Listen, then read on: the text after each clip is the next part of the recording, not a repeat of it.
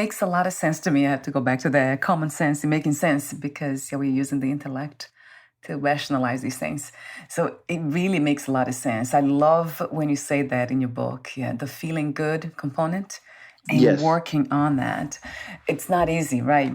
So your book, again, is The Law of Attraction Simplified, the practical secret to manifesting a better life. Correct. And talk to me for a moment before that, actually. I love listening to this from my guests.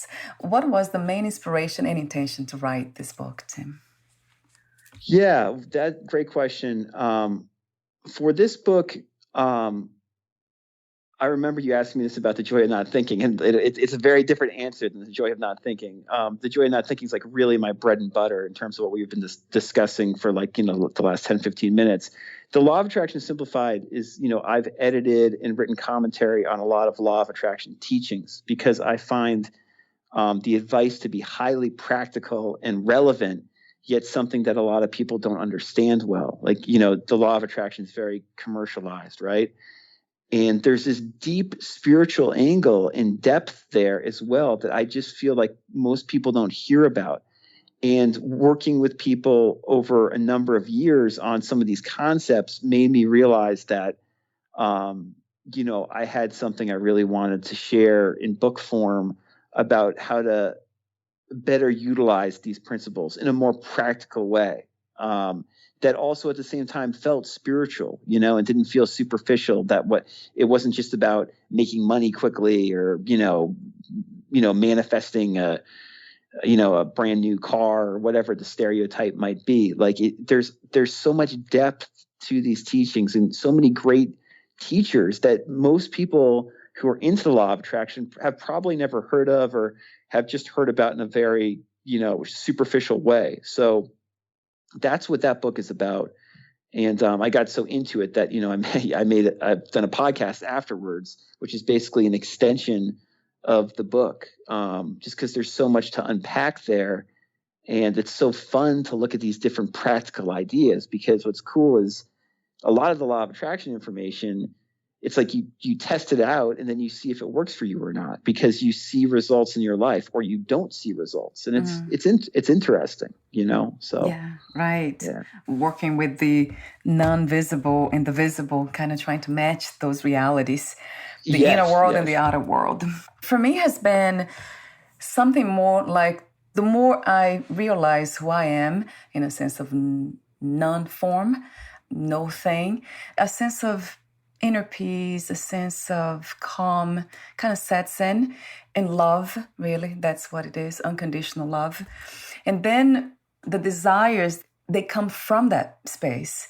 And then I look to do more things like what I'm already doing, this podcast, writing books, hosting workshops around healing and love. And that has been interesting to see. So the more I realize that unconditional love within me, or here, now, everywhere, then it's easier, almost naturally arises the desire to manifest that reality, that invisible reality, and the visible reality, the physical one. I love how you shared that, Valeria, because that's pretty much how I go about it in my own life, and how I, talk to a lot of clients and people about how to apply it. And especially if this sounds kind of silly, but if you have a spiritual background and it's something that's, more Eastern or holistic than like just Law of Attraction principles, you can really go at it from a place of no self or deep self-love, like the stuff we were talking about earlier.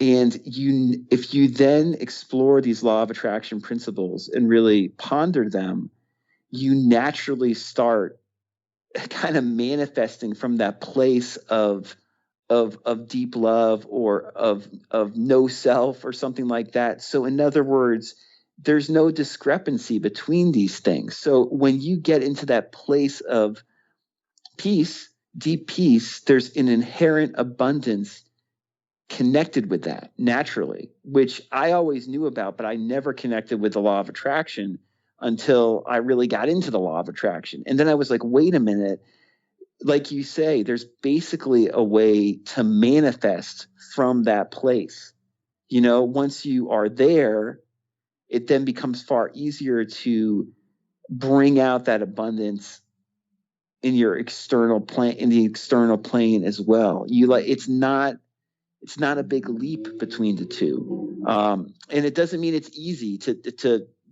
externally manifest from that place.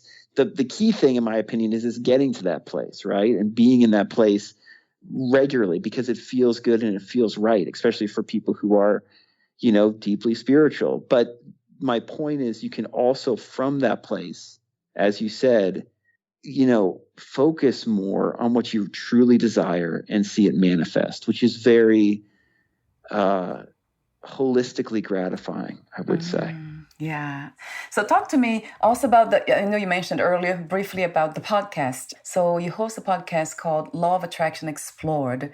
Do you share the same principles that you share in the book, or do you bring other topics to the podcast?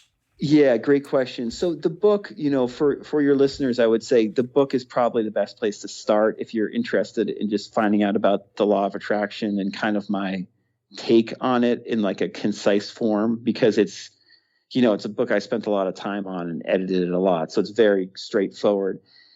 If you've read that and you're already familiar with the law of attraction, the podcast is a great place to go to if you just kind of want to meditate on these ideas and hear me explore them. And sometimes we explore them in a conversational way where I'm just talking to you. But a lot of the time, a lot of the episodes are very meditational, where I'm almost leading the listener through a short meditation on a law of attraction principle. And I always go back to this idea of nowness, of the present moment being abundant.